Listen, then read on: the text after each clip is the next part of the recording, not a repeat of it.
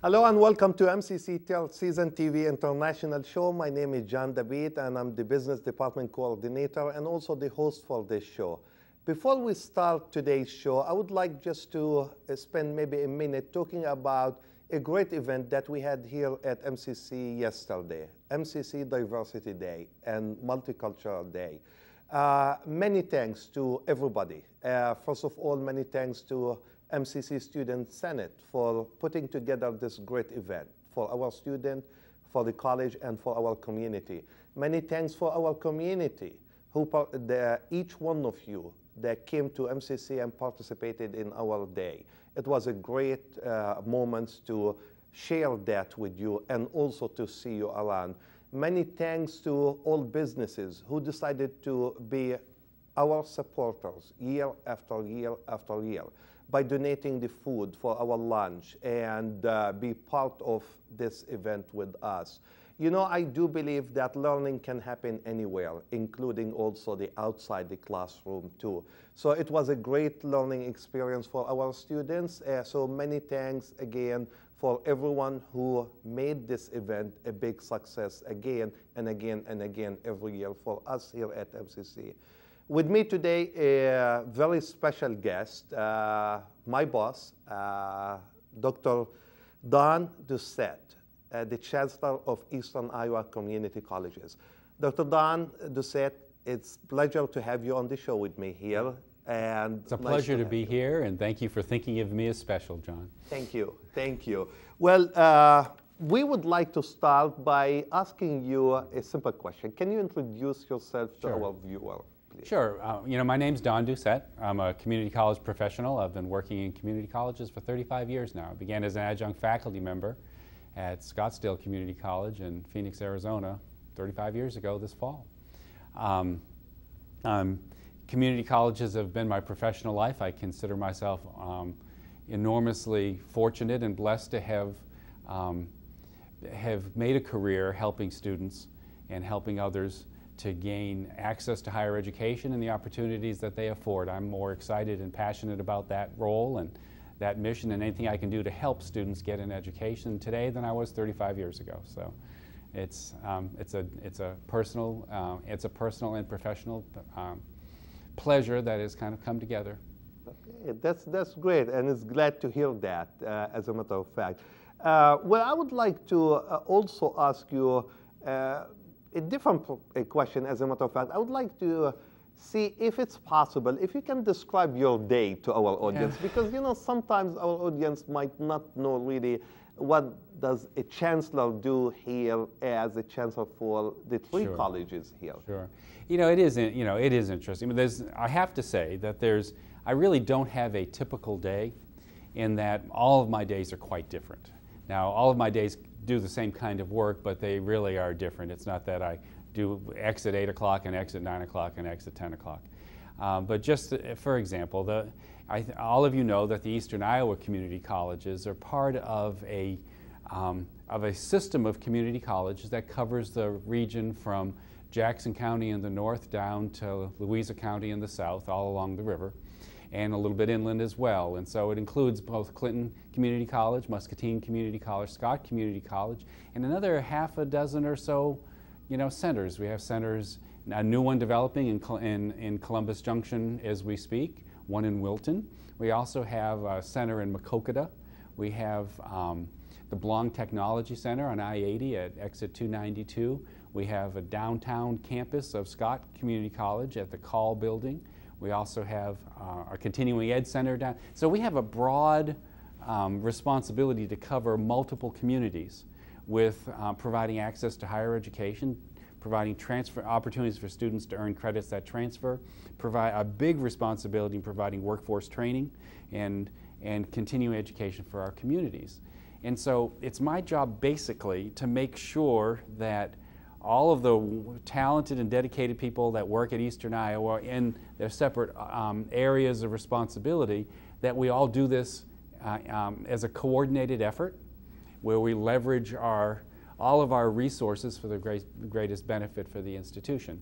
So I don't really mean to be skipping the details of my day, but I will spend probably half of my day in any given day working with external constituents, meeting with community groups to discover what it is they hope the colleges might provide for us, how they feel about the how they feel about the services that we do provide, whether there are partnership opportunities working with a government official, a city, a county area, a library, to work together to provide services to this to community. I probably spend the other half of my day working with senior staff, most often, kind of keeping track of and making sure that the major initiatives that we have in degree completion, in efficiency, in economic development, or those major initiatives are going well. And so I meet with folks. And then whenever I can, I try to get out on the campuses and in the communities, especially to meet with students, because they're the substance of why we're here. And you mentioned International Day yesterday. It was on my schedule, John. And one of my greatest disappointments this week was that a little bit of an emergency came up that I had to attend to, and I couldn't make it to that day. So I was delighted to read the coverage you got in the paper, and I promise that I'm going to figure out how to get here next time. Thank you. Thank you for sharing, your day. And we know you are a very busy person. You are representing all of us outside and inside here, the college. So thanks for all you do for all of us, and especially for our students. Well, and that's the most important thing. Well, globalization, what does it mean to you? And if you just give us a simple idea about our district and our colleges, how we are involved in something like that. But the first thing that's become really clear to almost everyone is that we live in a global economy. These are things, when I say that it's not something that everybody's happy about. I mean, there were times when life was simpler, and our careers and our professions and the kinds of jobs that were available to us were more predictable. But now we all know that our students need to compete in a global economy with students from all over the world. And it's become one of the things that's clear to us is that students now today, people today need some education and training beyond high school to have a chance at competing in this economy, because it's a global economy and there are people being educated by the millions in countries like China and India who are now competitors for jobs that, when you and I were growing up, John, that probably wasn't the case. It wasn't the case, yeah. And so it's our responsibility to make sure that we provide a world-class education to students in the skills that they have in math and science and communications and interpersonal skills and things like that. Some highly technical skills we're an advanced manufacturing center. We still compete very well in the world. Well, we need to provide the workforce for that, and we need students to understand the opportunities associated with that. So just preparing students to compete in a global economy is core to what we do, because they need that. Now, my own view, of course, is that a diversity of perspective is what we seek in an educated person, and that diversity of perspective and that understanding of the world is in fact becoming an occupational skill. We would have thought of it as something that we do as educated folks, but in fact to understand how people live in other parts of the world, to understand how we're connected to them, to understand the complexities that arise with different political systems, with different cultures, cultural norms, with different religious orientations, is fundamental to our ability to not only compete, but to exist and live in that world. Yeah. And so it's our job. Yeah, thank you. That is true. That's the best to really, the way you put it together is really an excellent way of explaining what globalization means to us as an institution, and also how we're going to go about globalization with our students, and that's very important.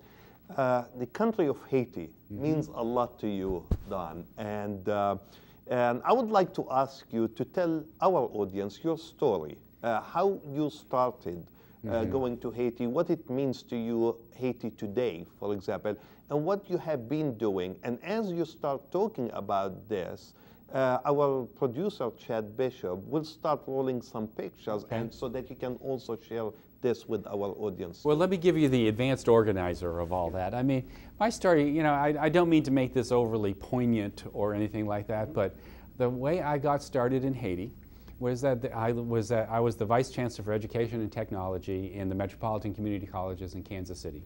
And there are a group of Episcopal churches around Kansas City that have a long presence in Haiti. They've been doing medical missions, they've been building primary schools. And my church, that I had some leadership responsibility for, devoted the first $30,000 of its capital campaign to expand its facility to the building of a primary school in Haiti.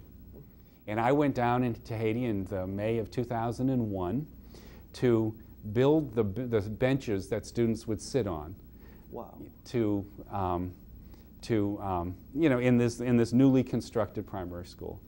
And while I was there, I just ended up having a conversation with people who were who had the goal of creating some educational economic opportunity outside of Port-au-Prince, down on the southwestern tip of Haiti. And we talked about community colleges, we talked about some of the community involvement that I had, and the project began, let's build a community college in Haiti. That was in 2001. And I got involved, so I've been involved over the last 11 years. I've been to Haiti 3 or 4 times a year for the last 10, 11 years.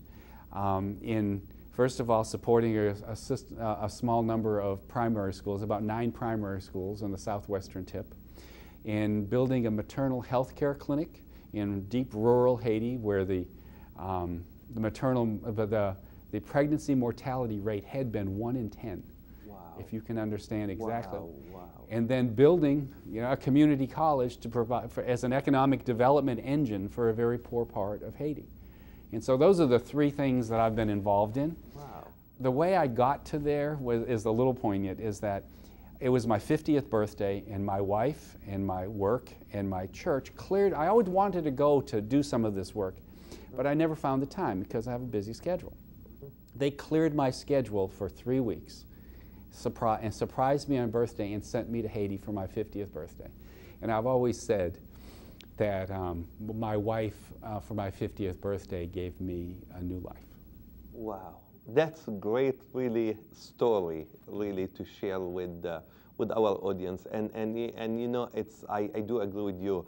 I always tell people, when you have the passionate about something that you do, I mean, definitely you will shine when you do it, and you do it definitely right. I start seeing pictures on the screen here, and if you can just share with our audience what we see, please.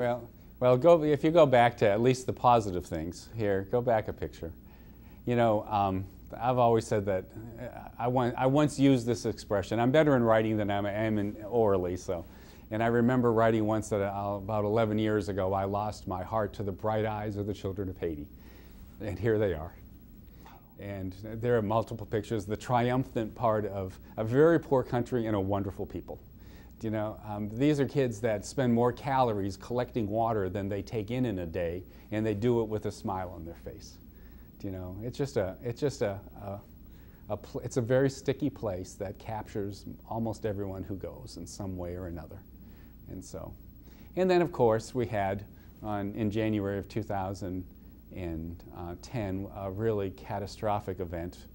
It was a small earthquake, but it couldn't have hit a worse and more vulnerable place. About 300,000 people were killed in about 10 minutes. And this is in the capital of Port-au-Prince. This is the ruins of the Episcopal Cathedral in downtown Port-au-Prince called Holy Trinity. It used to be a World Heritage Site because it had murals throughout the cathedral that were primitive primary art that couldn't be duplicated. The Smithsonian's trying to save one of them right now. This is how people live in Port-au-Prince, and you can see the crack. They live more openly now in the street. They had been afraid for a full year to go back into buildings. But it gives you a visual sense of what it's like in Haiti. People live outdoors. It's a Caribbean climate. 85–90% of them live in a market economy. You know, this is Saturday Bath. So that's how, yeah. You know, these are kids, you know, washing in the canal. You know, this is rural Haiti, which is quite different. It's a country that is deeply family-oriented, deeply religious, deeply family-oriented. These are kids vamping for the camera. I thought that's one of the best. So cute. Yeah. So cute. And so here are some of the primary schools that, you know, we worked on for, you know, for a number of years and still support. You know, we have partnership relationships with some churches. This is St. Thomas Mersan. The woman, the young lady in the middle there is my oldest daughter. You know, I always remember the first graduation of the kindergarten class that I got to give out the diplomas. It was really quite exciting. Very. We did teacher training for the teachers so that they could do as good a job for the students with a small amount of resource that we were able to provide. And that's just more of that. And then in all cases, this is prenatal care in the backcountry of Haiti. And that, again, is my daughter. I'm sorry that she's in so many pictures, but... Yeah, but it seems to me you as a family are really well involved with this. You know, my daughter Emily is, she went to college as a theater major. She was going to sing and dance on Broadway because she was quite good at that. And then she went to Haiti with me and did some of this work. And now, last year, she became a doctor. Congratulations. Good. Good for her. And it was because of these experiences that she said, I need to know how to help these folks. Well, that's the best to do. And this is the maternal health care clinic that we built. In the previous community college, again, in Kansas City, we built a web-based medical record system for this clinic where we kept track of, and then we actually identified, we'd mapped a 6 square mile area around the clinic with GPS coordinates for every house and attached a house and a person to every. These became student projects. We would run GIS surveys to figure out who needed to get an immunization on any given day. These have been really important projects that have tied community college students and their skills to providing services in the woods of Haiti. This is really quite something. And so, this is a woman's, men are not allowed in this clinic. It's run by women. Maternal health care, that's the waiting room. The waiting room. You know, anyway, it's a wonderful project. So. Beautiful faces. When you look at the kids, beautiful faces, yeah. You know, this is a picture of the community college we built. It's a 5,000 square foot facility. It took us a few years to raise the money to build it, and we have. And it's now, that's an accounting class. We operate it with approximately, Jeff Armstrong, the Vice Chancellor for Education, who was also a longtime administrator at Muscatine, and I are going to the 5th graduation of the Business and Technology College of Lakai on May 19th. We're going from Muscatine on the 16th, getting on a plane in Chicago at 5:30 in the morning on the 17th to get down to the graduation there on the 18th and 19th. Yeah, it will be a busy week for you. It will be a busy week, traveling, you know. Yeah. You know, it will be interesting to make a 5:30 flight in Chicago on on Thursday morning after a Wednesday graduation. Yeah. And these are just pictures of the college. That was its dedication. The college is run by Haitians. I serve as the president of the board, but I'm an advisor to them. Yeah, but I see, like, I'm looking at this picture, I'm looking at the computers. I mean, they really have, some of us might not think that they might have, let's say, computers like that, but they look really state of the art. Yeah, we teach, the 2 degrees we offer there are business management and computer technology. And we also teach entrepreneurship because there are not a lot of jobs in Haiti, even though 60% of our students have been able to get jobs. And others we have trained to be entrepreneurs to start small businesses. So the capstone project is always a business plan, and we've been able to attract some folks to provide venture capital, small loans and things like that to start these students to start businesses. When you're talking about the computer lab, here's what's different. That's the rack of 80 car batteries linked together that run the computer lab. Wow. They are charged by city-supplied electricity whenever it's available. And when it's not available for long periods of time, then we crank up the diesel generator. It's a really very elegant solution. It is. It is. I mean, just to think about putting 80 batteries or car batteries to do that. I mean, that's really what I would call innovation. Yeah, it is innovation. You know, it's an elegant solution that fits the circumstance. Yeah. Wow. So, anyway, students taking exams. So many of the pictures that you'll see from here on in are simply the things that you would expect to see at a college anywhere. That's an accounting study group. I know all of those students well, you know, and they're learning something on the computer. I couldn't say exactly what. Mm-hmm. That's actually me teaching a seminar on how to start. That's what I want to say. I can see you like in the background. They love it when we come down and provide our Western perspective in a seminar. That's a 3-day seminar that I taught you how to start an online business. Okay. English classes for students. The ability to speak English is a real ticket upward in Haiti. So that's it. I hope that looks like a worthy project and effort.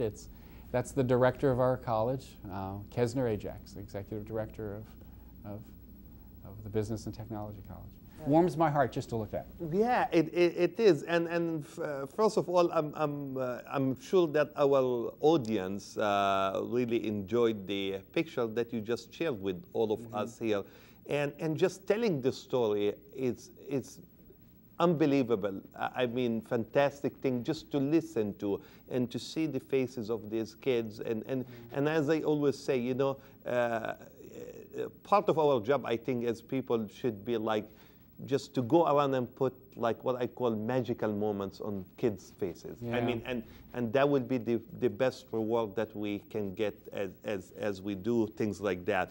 My next question is, what are the benefits of doing this to you? And I'm talking about it as a person. So what are you getting out of the whole experience? Well, you know, I started by saying, you know, I went to Haiti when I was 50 and it gave me a new life. And it has attracted a lot of my attention. But, you know, people say, well, there are poor people here to serve. I mean, I need to serve. It's part of how I was raised. It's part of my religious convictions. It's part of my sense of community and moral obligation to the people in the world. And I mean, I've been given many things and I need to give things as well. Where one serves is kind of serendipitous. You know, this happened, I happened to make a connection to serve in Haiti. Well, I still serve in, you know, in the Quad Cities. I haven't yet made a connection in Muscatine to do that, but I would love to be able to find that. It's, again, people serve in whatever way they can, and it makes them more whole, and it, you know, clearly it's changed my family's life. I mean, my son spent 5 months at that college teaching economics, and he came out a fully formed man, from a young man to a fully formed man that is really ready to take on the world. My daughter's you know, is a doctor. My other daughter just finished her master's degree in international conflict resolution, where she hopes to, you know. And that's very important. And you know, as you are saying this, yesterday during the Diversity Day, when our study abroad students that went to Jordan presented to the audience, I mean, those are the things that also they said that they talk about how that trip changed their life, how they start seeing things different now as a result of that trip. And those are the things that hopefully we will not miss on and continue to provide our students with experience like that, with opportunities like that, that can make them who they are as good citizens here of the United States. You know, we're citizens of one of the greatest countries, you know, the only country in the world to ever been formed around an idea. Yes. You know, and it's a wonderful idea that we all uphold. But we're also part of a bigger world. And so it's our job to do the best we can and to embrace every community that we're in, and to do our best to make it the best possible community. That's my commitment here in Eastern Iowa. It has turned out to be my commitment in Haiti. It's turned out to be a commitment that I share regarding our state, our country, and the world. And so I think it's all about commitment to service and commitment to, you know, to making the communities of which we're a part the best communities that they can be. And we all find different ways to do it. Life is that way. That is true. Well, Dr. Doucette, many thanks for being my guest today. I really learned a lot from your experience, and I'm sure our audience learned a lot also from your story and your experience too. Keep up the good work.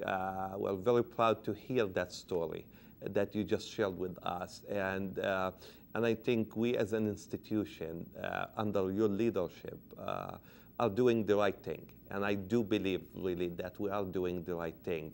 Well, thanks for having me, and thanks for letting me tell my story. We all tell stories, and you can tell that I don't mind telling this story. Well, I'm glad to have you here, and I will give you an open invitation to be on this show anytime you would like to talk to our students, our staff, faculty, and our audience, and the citizens of Muscatine, which is part of our district too. Okay, thanks so again. Open invitation. So if you have any question and or comments, please call me at 288-6064, or you can email me at jdabit@eicc.edu. Till next time, Muscatine, bye-bye.